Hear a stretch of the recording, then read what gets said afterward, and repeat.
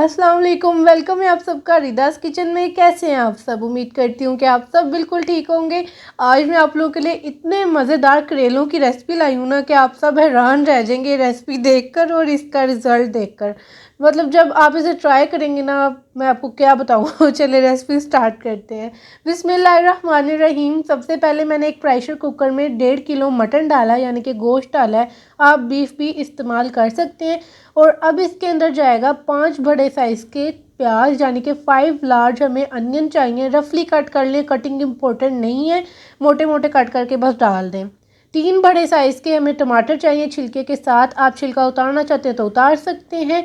मसालों में हमें सिर्फ 4 मसाले चाहिए, जिसमें है 3 चाय का चम्मच लाल मिर्चों का पाउडर, 2 खाने का चम्मच सूखा धनिया दरदरा पिसा हुआ। नमक इसके अंदर आप अपने टेस्ट के मुताबिक भी डाल सकते हैं, लेकिन अभी फ़िलहाल मैंने 2.5 टीस्पून डाला, यानी कि 2.5 टीस्पून। एंड पे मैं नमक पूरा कर लूँगी। हल्दी इसके अंदर जो 2 चाय का चम्मच जाएगी। और बस ये सब मसाले डालने के बाद आपने इसके अंदर डाल देना है पानी। पानी गोश्त को गिलाने में हमारी हेल्प करेगा, मदद करेगा, तो इसलिए 2 गिलास हम इसके अंदर पानी डालेंगे और इसको अच्छे से मिक्स कर लेंगे। और कोई चीज़ अभी आपने नहीं डालनी, ठीक है। अब बस आपने अब इसको वेट लगा देना है, यानी इसको ढक्कन से अच्छे से कवर कर देना है और इसको हम लगाएंगे 12 मिनट के लिए वेट। और मीडियम फ्लेम पे आपने इसे रखना है, ठीक है। अब इसे पकने देते हैं। अब आते हैं हम करेलों की तरफ। करेले काफ़ी लोग समझते हैं बहुत कड़वे होते हैं, इसलिए लोग खाते भी नहीं। जैसे मैं पहले नहीं खाती थी, लेकिन अब मैं खाती हूँ। करेलों का आपने भला क्या करना है, आपने लेने हैं 1.5 किलो करेले। करेलों का जो छिलका है वो आपने करेलों में ही डालना है। जी हाँ, ये बिल्कुल ठीक सुना आपने, करेलों का छिलका आपने फेंकना नहीं है।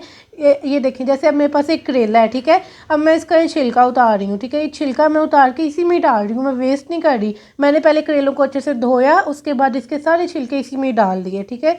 करेले इस तरह कर लिया। अब इसके बाद अंदर से मैं इसको कट लगा के आपको दिखाती हूँ कि इसके अंदर जितने भी बीज है ना, वो हमने अपने निकालने हैं। तो मैं चम्मच की मदद से निकालती हूँ, मुझे इस तरह आसान लगता है। मैं चम्मच की बैक साइड से निकालती हूँ, ताकि मुझे ऐसा लगता है इससे आसानी होती है, आगे से नहीं मुझसे निकलता। आप सीधी साइड से भी निकाल सकते हैं, जैसे आपको आसान लगता है, ठीक है। तो आपने इस तरह से सारे करेलों के बीज निकाल के साइड पे करते जाने हैं और छिलके और करेले एक बोल में करने हैं। और फिर इसको इस तरह से रिंग की शेप में कट कर लेना है। कटिंग जैसे आपने करनी है वैसे कर लें। तो देखिए, इस तरह से करेले और जो करेलों के छिलके हैं वो आपने एक ही बड़े से बोल में डाल के रखने हैं।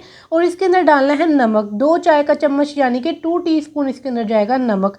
तब नमक डाल के आपने इसको बस रख देना 1-1.5 घंटे के लिए, ताकि अच्छे से मिक्स हो जाए। उसके बाद आपको अगली स्टेप पे लेके जाते हैं हम।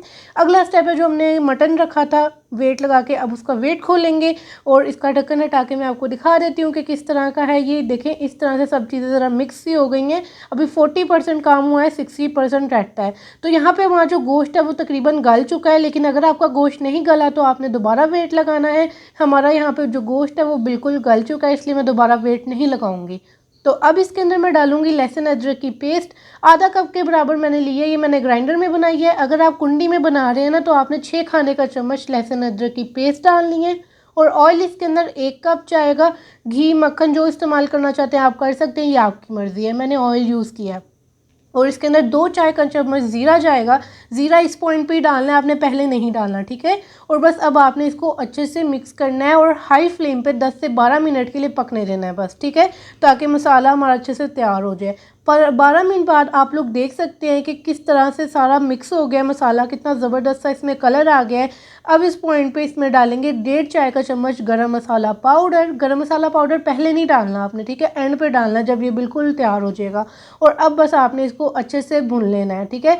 तो ये देखिए, इस तरह से आपने लास्ट पे डालना है। और इतना ज़बरदस्त ये कौरमा तैयार होता है ना, बिल्कुल भी इस तरह नहीं होता कि प्याज घूम रहा है, कोई टमाटर घूम रहा है, ऐसा कुछ भी नहीं होता।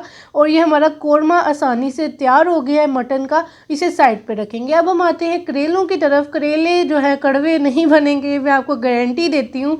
अगर कड़वे बने तो आप मेरे चैनल को अनसब्सक्राइब करके जाना, ठीक है। अच्छा, तो यहाँ पर मैंने एक कढ़ाई ली है या खुले साइज़ का, आप कोई भी बर्तन ले लें। उसके अंदर आपने ऑयल इतना डालना है कि जिसमें करेले फ्राई हो जाए।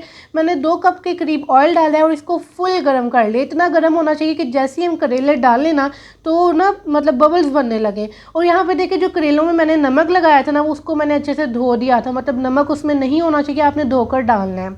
और अब देखिए, यहाँ पे आप लोग देख रहे होंगे करेले सड़ गए हैं, ऐसा कुछ नहीं है। करेलों को मैंने फुल फ्राई किया है, तकरीबन 10 से 15 मिनट मुझे लगे इसे फ्राई करने में।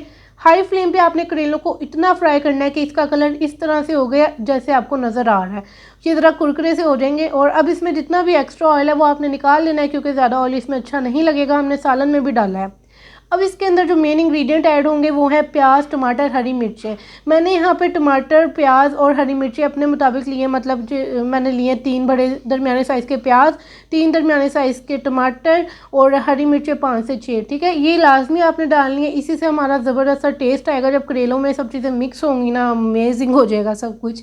तो बस अब आपने इसको हाई फ्लेम पे 5 मिनट पकाना है ताकि सब चीज़ें अच्छे से मिक्स हो जाएं। इस तरह से कुछ हो जाएंगी, ये देखें साइज़ में फिर कम हो गई हैं पक कर। अब इसके अंदर हम डाल देंगे अपना ज़बरदस्त सा कोरमा जो हमने तैयार किया था। देखें मेरे तो मुंह में पानी आ गया है बहुत ही टेस्टी लग रहा है देखने में। अब बस आपने इसको अच्छे से मिक्स करना है और तकरीबन 2 से 3 मिनट हाई फ्लेम पे पकने देना है ताकि सब चीज़ें अच्छे से मिक्स हो जाए। और जी तैयार है हमारा ज़बरदस्त सा करेले गोश्त। मेरा यकीन करें, जब आप करेले की छिलकी इसमें डालेंगे और नमक से उसको लगा के रखेंगे, आपके करेले कभी भी कड़वे नहीं बनेंगे और इसका टेस्ट इतना कमाल होगा कि जब भी आप बनाएंगे ना, आपकी फैमिली कहेगी इसे बार बार बनाए, इतना ही टेस्टी बनते हैं। बस आपने मुझे बताना है कि आपको मेरी आज की रेसिपी कैसी लगी, कमेंट बॉक्स में लाजमी बताइएगा। मेरी वीडियो को लाइक करें, चैनल पर नए हैं तो सब्सक्राइब करें। इंशाल्लाह मिलते हैं नेक्स्ट वीडियो में। अल्लाह हाफिज़।